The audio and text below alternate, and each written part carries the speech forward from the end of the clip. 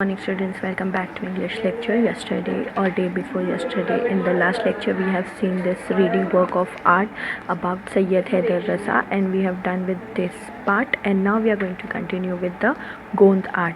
So basically this is a art and not tribal art, यानी बहुत पुराने ज़माने का आर्ट है, एक आर्टिस्टिक है जो धागे से होता है, गोंद आर्ट होता है इससे, ठीक है. So let's start with it. Gond art is a tribal art. It has been developed and preserved by the Gond people residing largely in the Madhya Pradesh, Maharashtra, Telangana, Andhra Pradesh and Odisha states of India. तो ये जो गोंद art है ये Gondi peoples लोगों ने start किया है. कौन कौन से स्टेट में ये है? लार्जली मध्य प्रदेश, महाराष्ट्र, तेलंगाना, आंध्र प्रदेश, ओडिशा, ये सारे स्टेट्स में जो गोंद आर्ट है वो सबसे ज़्यादा फेमस है. From their traditional tales and mythology, we learn that they have lived in India for thousands of years, even before the another inhabitant come here. The Gondi language is similar to Telugu and Dravidian language. अब जो गोंदी लोगों की language है वो तेलंगाना तेलुगु लोगों से और Dravidian लोगों की लैंग्वेज से मिलती जुलती है. यानी जो बहुत पुराना ज़माना, जो बहुत ज़्यादा पुराना सेंचुरीज बैक जो लोग थे वो कैसे थे उस गोंद आर्ट में उसमें बताया गया है. Gond art has spread mainly in central India. India का सेंट्रल यानी बहुत हाई फेमस हो गया है ये सेंट्रली पूरा ऑल ओवर इंडिया में. Originally, people used to draw pictures on the earthen wall of their houses. Most folk art involved natural techniques of preparing color and use of several mediums. अब जो ये गोंद art है almost सबसे पहले वो pot पे हुआ करता था, यानी जो मिट्टी का घड़ा होता है या मिट्टी का पॉट होता है उसके ऊपर उन लोग चॉक से डिज़ाइंस करते थे. उसके बाद जो फोक आर्ट है वो नेचर्स की टेक्निक यानी पत्तों पे, नेचर्स के पत्तों पे, केव्स पे, पत्थर पे, ये सारी चीज़ों पे क्रेविंग स्टार्ट हो गई और फिर बहुत सारे अलग अलग कलर्स और मीडियम्स आने लगे. They are transferred from generation to generation in a smoothly flowing process. अब ये जनरेशन टू जनरेशन ट्रांसफ़र होता है. Gond art is no exception to this. और जो गोंद आर्ट है इसका कोई एक्सेप्शंस नहीं है. A house decorated with beautiful picture created a pleasant atmosphere. घर में अगर आप अच्छी पिक्चर्स बनाओगे, अच्छी नेचर्स थ्रू कॉलिंग पिक्चर्स बनाओगे तो आपका जो एटमॉस्फेयर है घर का वो बहुत ज़्यादा अच्छा होगा. Also art is a medium of recording and preserving what is scene. और आर्ट क्या बोल, अब हमारे पास मोबाइल आ गया है तो हम अपनी मेमोरीज़ को संभालने के लिए, अपनी मेमोरीज़ को रिकॉर्ड करने के लिए हम लोग मोबाइल के कैमरे का यूज़ कर लेते हैं. बट पहले ज़माने में अगर उन लोगों ने कोई चीज़ देखा और उन्हें अच्छी लगी तो उन लोग उसको ड्रॉ कर कर रख लेते थे as a memory, as a recording. तो जो आर्ट है वो किसी भी चीज़, एक मेमोरी को भी प्रिजर्व करता है. In folk art you yourself prepare the कानवस.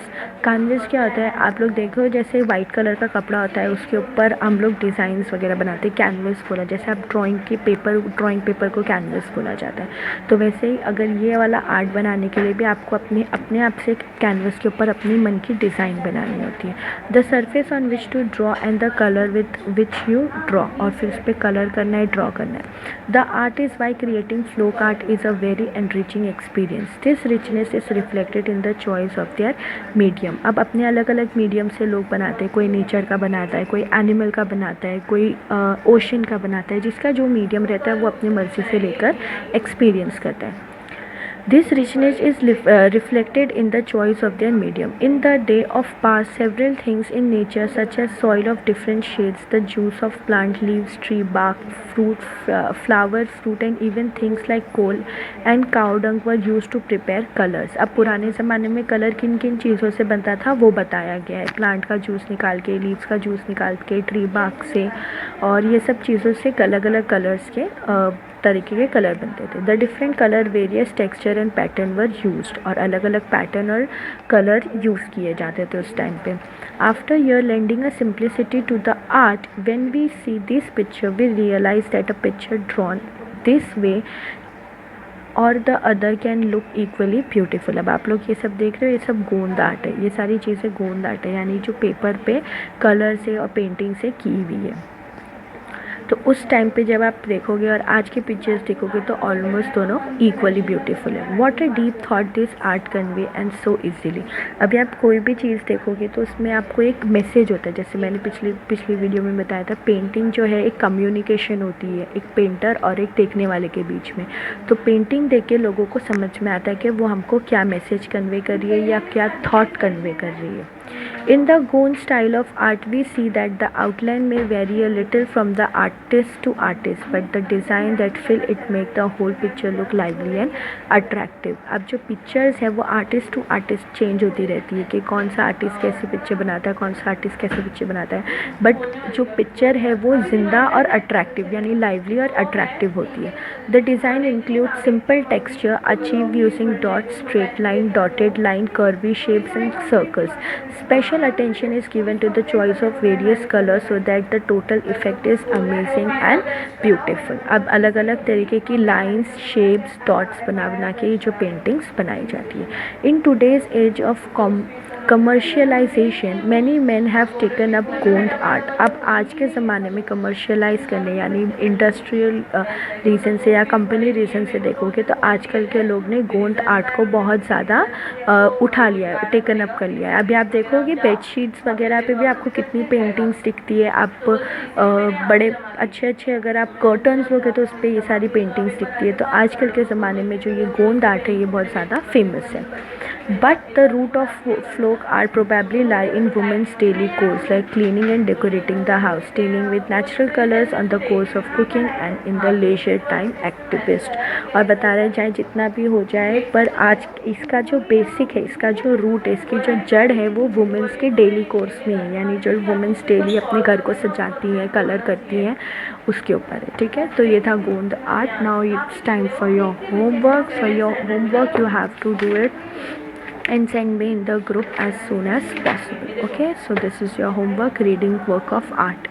Complete the following है आपको 4 complete the following चार्ट है। आपको कैरेक्टरिस्टिक बताना है रज़ास पेंटिंग की क्या क्या थी। मैंने स्टार्टिंग वर्ड लिखा, उसके आगे आपको कंटिन्यू करना है। Name some of the award won by Raza. Raza ने कौन कौन से अवार्ड वॉन किया वो बताना है। Write about the important feature of Gond art with reference to the passage. आपको पैसेज से रिफ़र करके इसके इंपॉर्टेंस बताना है गोंद आर्ट के। Spot error in the spelling. Spelling में आपको एरर है, गलत स्पेलिंग दी है, आपको सही स्पेलिंग लिखनी है। उसके बाद कुछ ग्रामर है। Write to compound word of your own. Compound word आपको पता है कि 2 अलग अलग वर्ड को ज्वाइन करके कंपाउंड वर्ड बनाया जाता है, तो आपके मर्ज़ी से आपको 2 कंपाउंड वर्ड लिखने हैं। Make a meaningful sentence at the same time. Meaningful sentence बनाना है एट द सेम टाइम का फ्रेज यूज़ करके। Pick out the gerund from the sentence. आपको इसमें से जीरेंट निकालना है। जीरेंट क्या होता है? जीरेंट बेसिकली वो होता है जिसके एंडिंग में आपको ING दिखे, तो आपको ये सेंटेंस में से जीरेंट निकालना है। The root of folk art lie in the women's course like cleaning. Okay, now complete the diagram. आपको गोंद आर्ट का डायग्राम बताना है, जैसे variation in drawing, texture, design, development, preserve, ये सब आपको आगे आगे लिखना है। ठीक है, पैसेज में से ढूंढ के। So do the homework and send it in the group as soon as possible. Thank you.